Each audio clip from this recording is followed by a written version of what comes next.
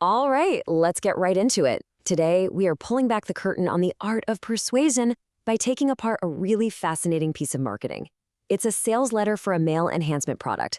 We're going to break down step by step how it uses storytelling, a bit of pseudoscience, and some classic sales psychology to build this incredibly powerful and convincing narrative. So the letter doesn't ease you in at all. It hits you right between the eyes with this quote. This is the emotional core of the entire pitch. It immediately establishes a problem, not as some private worry a guy might have, but as a woman's crushing disappointment. And that right there, that sets the tone for everything that follows.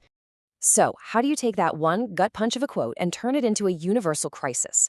Well, let's look at how the letter methodically builds this premise that, penis size is this critical, unspoken issue that can literally make or break a relationship.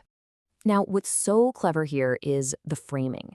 The whole problem is presented through the voice of Samantha, who says she's sharing a woman's secret perspective. This is such a classic technique. By framing it as insider knowledge, like this is what women really think when they're talking to each other, it creates this sense of authenticity and urgency. It's basically telling the reader, hey, this is the truth that no one is telling you to your face. Okay, the next step in the playbook? Systematically tear down any comforting beliefs the reader might have. The letter presents what it calls myths, the things guys might tell themselves to feel better, and then smashes them with a much harsher truth. And notice this move here. It refrains her silence not as satisfaction, but as her just not wanting to deal with a man's fragile ego. The whole point of this is to create doubt. It's designed to chip away at the reader's sense of security. So once the problem is firmly planted, the narrative needs a solution. But it doesn't just offer up a product. Oh no, it tells a story. Now we get to see how the letter builds this personal, totally relatable journey of transformation around a character named Mike. Just look at this structure. It's a classic hero's journey, but in miniature. You've got the ordinary world, the call to adventure, which in this case is the total humiliation of being overheard, the quest for knowledge, the secret trials, and then boom, the triumphant return.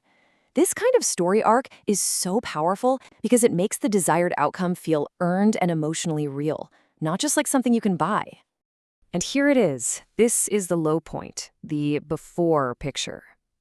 The story makes a point of saying that Mike is a great guy in every other way, which really isolates the problem specifically to his size. That just makes the feeling of being inadequate even sharper and more unfair.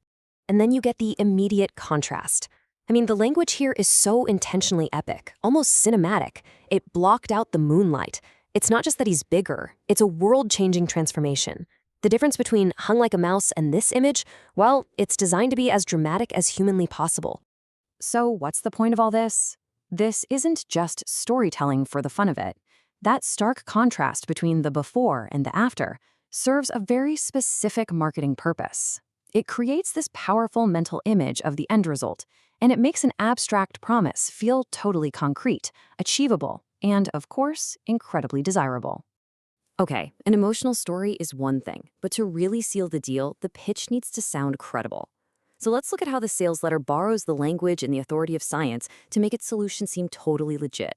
It all starts by anchoring its claims in a real, if pretty obscure, medical concept, priapism. Then it links this concept to a supposed study from a big-name university and a shocking, super visual outcome, as thick as a beer can.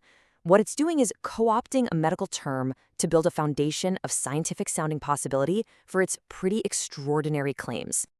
And here's the bridge. To get around the inconvenient fact that priapism is a genuinely dangerous medical condition, the narrative introduces another technical-sounding phrase, incomplete venous occlusion. This basically becomes the secret key that unlocks all the benefits while magically getting rid of the risks. It gives the whole method an aura of sophisticated scientific problem-solving. This shows you exactly how that credibility is built, piece by piece. It's not just some random claim. It's a discovery narrative. We follow this logical progression.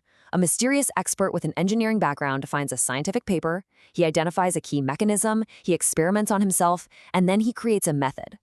Every step is designed to build on the last one, creating this chain of logic that makes the final solution feel inevitable and thoroughly researched.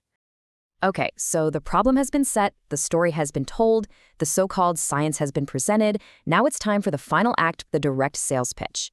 Let's break down the actual techniques used to turn that curiosity into a credit card number. So the product isn't just sold as a single tip or trick, it's a whole structured three-phase system. And this is important. By breaking it down into a primer, a girth, and a length phase, it makes the product feel comprehensive, methodical, and professional.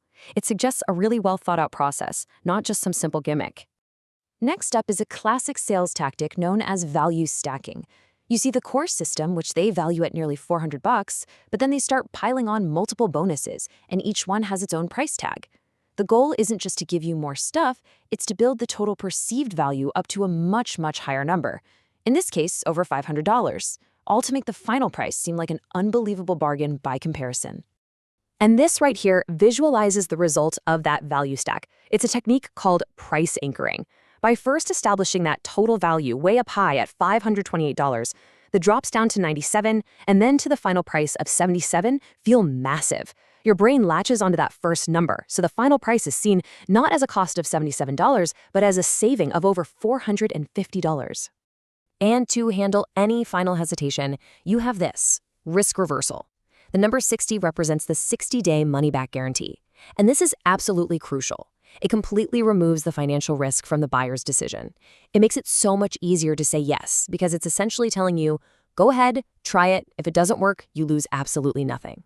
And the whole pitch comes to a head with this high-stakes binary choice. There is no middle ground. It's either road number 1, which is framed with all those negative emotions from the very beginning of the letter, anxiety, humiliation, or you choose road number 2, which promises the ultimate positive transformation. This creates this immense pressure to act now, and of course, to choose the path of hope. So when you put it all together, what you're really looking at is a masterful formula. It starts by creating an intense, emotional problem. It offers a compelling hero's journey as the way out. It wraps the whole thing in the authority of pseudoscience, and then it closes the deal with proven psychological sales tactics.